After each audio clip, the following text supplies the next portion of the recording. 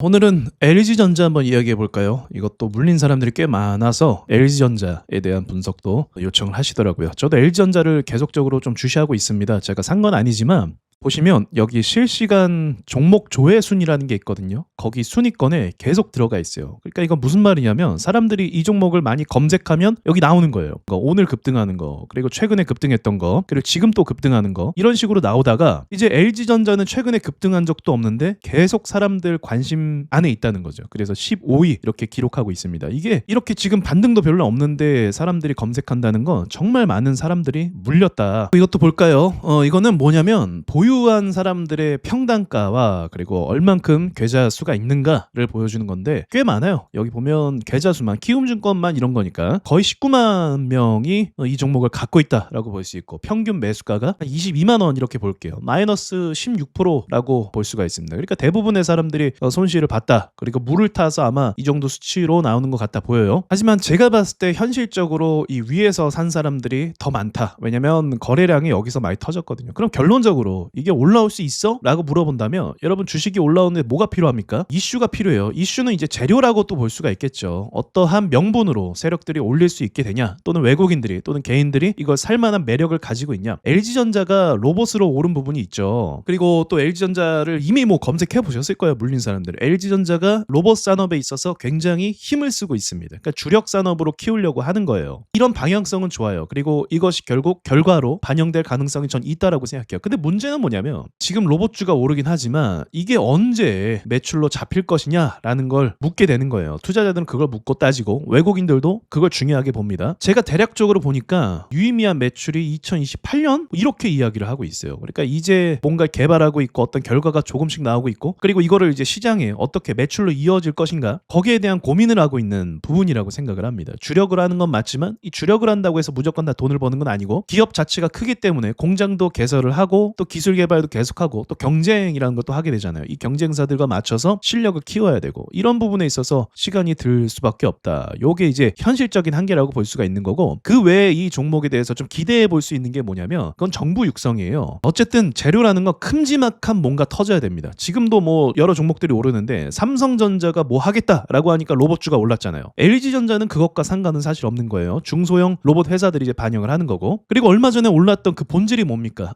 젠슨왕이 한국에 왔잖아요. 그러니까 무슨 말인지 이해가 되세요? 로봇 산업에 대해서는 지금 당장 기대할 게 없는 걸 사람들은 알고 있어요. 그리고 젠슨왕 때문에 이 주식이 그냥 순전히 그것 때문에 올랐다는 것도 알고 있어요. 그럼 그 다음에 어떤 실질적인 뭔가 이게 사업이 기대를 줘야 되는 거죠. 이게 뭔가 더 성장할 것 같아. 2028년도 이걸 생각하면 이제 답이 없는 거고, 이 회사가 뭔가의 그 빠른 혁신과 빠른 성장을 할 수 있을 것 같아 라는 이런 기대감, 그렇게 되지 않는다 할지라도 그게 바로 정부 육성이에요, 제가 봤을 때는. 그래서 정부 차원에서 앞으로 로봇 산업에 대한 아주 적극적인 지원이 있을 예정으로 제가 알고 있습니다. 그리고 또 이것만 보면 안 되고, 정부가 뭐 육성한다, 투입한다 해서 다 오르는 것도 아니거든요. 이 정부가 육성한 내용을 또 종합적으로 봐야 돼요. 그러니까 이게 미래 기술이거든요, 결국 말하는 건. 그럼 이 안에는 반도체 기술도 있고, 그리고 로봇 기술도 있고, AI 기술도 있고, 여러 가지가 좀 몇 개가 더 있는 거예요. 미래 산업에 대한 바이오도 포함돼 있고. 그래서 그런 미래 기술에 대한 종합적인 차트 상승이 만들어져야 저는 가능성이 더 있다고 생각해요. 자, 예를 들어볼게요.